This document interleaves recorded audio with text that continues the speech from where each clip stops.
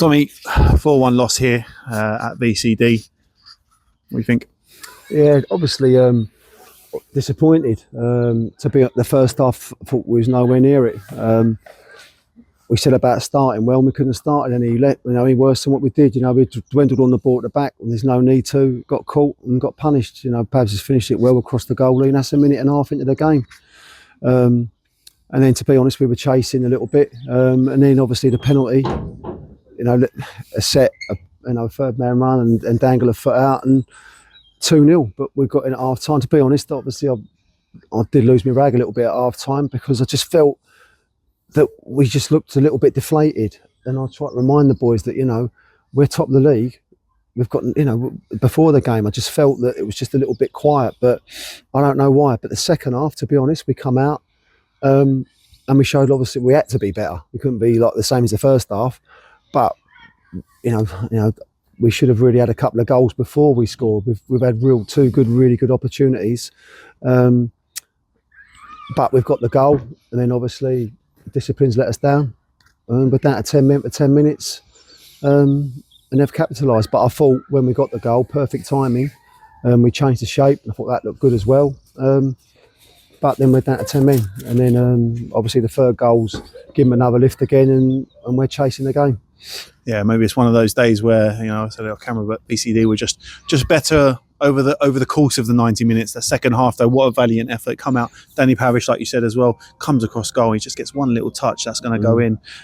You talk there about the dissent. I mean, I think it's the same referee that had dissent for Nathan Wood as well. Yeah. I don't really want to talk too much about it, but maybe just pass over it here. If you're a referee or a linesman, you're going to get that every week, and there needs to be a point where what is the line or what is the threshold, but maybe a talking to first, because Sam Hassel wasn't even on for very long. He's just gone on the pitch, and it is the same linesman, and I just said to the ref, he's got to grow thicker skin if he's not going to, it's not even like proper abuse or anything.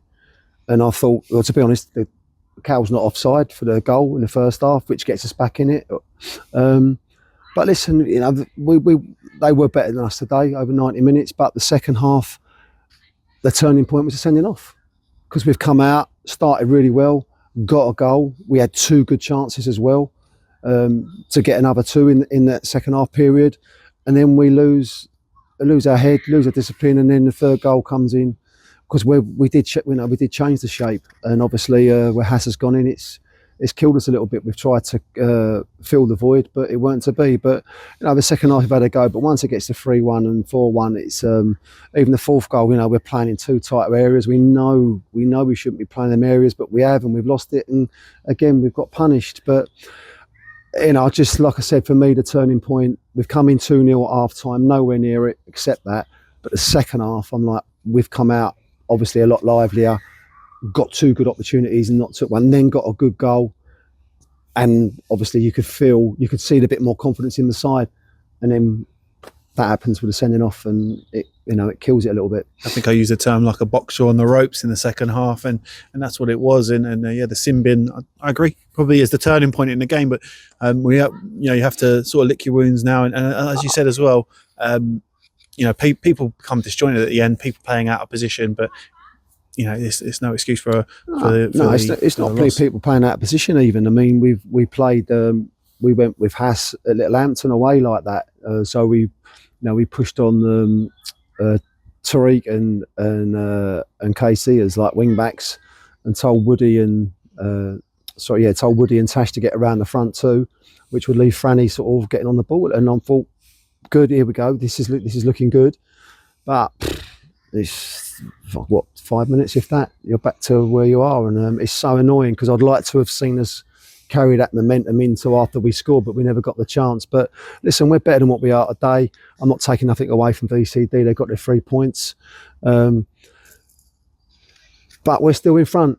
They're still chasing us. We're still in control of our own destiny. I said to the boys, the hard bit is getting to the top of the league. The hardest bit is staying there, and we've got to show a bit of character now and bounce back off of that. But yeah, 4-1, I think it was a bit harsh in the end because the second half, like I said, I thought we could have been level after 5-10 minutes, and they're the fine margins. But like I said, we got a goal, then the inevitable happened, and we're we're getting stretched again. But they're a good organised side. They've obviously strengthened because they've got a VAR side and a league side. So, they've got a bit of strength in depth, and perhaps it's something we've got to look at, not after a knee bolt reaction, but just need to get home and calm down a little bit and think about Tuesday, and then we go again. But we've got, we've finished January unfortunately with a loss, but prior to today we've had a very good January. I know we lost in the week to Whitstable, but that's not through tossing the game off again. We should have done better than what we did, but we started it well with Corinthians, Fisher, and obviously the lid and the Hollands and Blair game. But here we've come unstuck, so we've got to accept it. Yeah, when you are top of the league, people do want to beat you, and they probably turn up a little bit more. But I think I said it out there. Don't worry if the lights go off. We have still got light. These games are not the ones that are going to win and lose you the league. It's how you are over the course of the league. And January might be over now. We've got one more game, which is a cup game on Tuesday. But then, like you said, no knee-jerk reactions.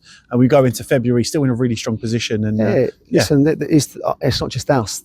These teams have got to play each other, Fishers and all that. So it's not just us. I mean, we always look at our control of our own. We're in control of our own destiny still. So it's important that we just get back onto a winning way. We've lost today, so we've got to accept it and get on with it. But we've been fortunate not to say that too many times, and we are still at the top.